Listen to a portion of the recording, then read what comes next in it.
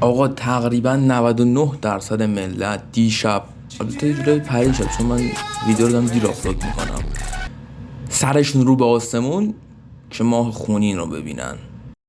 رضا پس کی این قرمز میشه بابا؟ ساعت 8:30 شد بابا. هی میگه بیا بریم بابا، الان باید شام بخوریم. یه قرمز شده خسته شدیم.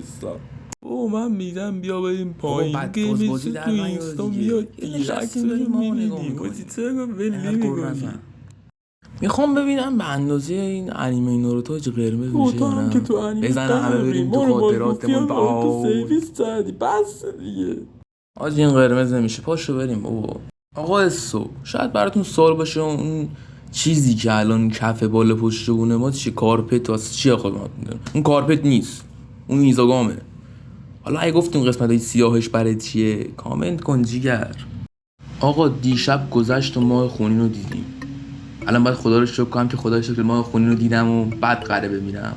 نه خب ببین، من طبق اون چیزی که سرچ کردم فهمیدم که ماه خونی به معنی شروع یا پایان یه چیزه که تو ایران پایانی اصلا وجود نداره.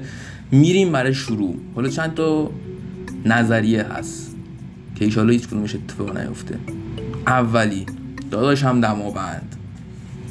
دماوند جان، تو که این همه سال جا نشسته بودی بازم نون و ماست خودتو میخوردی، یهو چرا دود دادی بیرون داداش؟ حالا کار با دماوند ندارم، البته باز بهش میپردازیم. اون به کنار، نظرت در رابطه با زامبی چیه؟ ماینکرافت پلیرها میخوابن تا زامبی بره، کالا پلیرها هم حمله میکنن. دل از صفاس بازم که دیگه جای صحبت نمیذاره.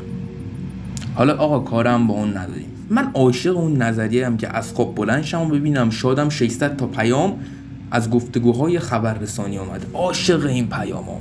کووید 2021 2022 2023 همه با هم بیاد. حتی امیدوارم چنین اتفاقی نیفته. باز برمیگردیم به اون دماوند عزیز.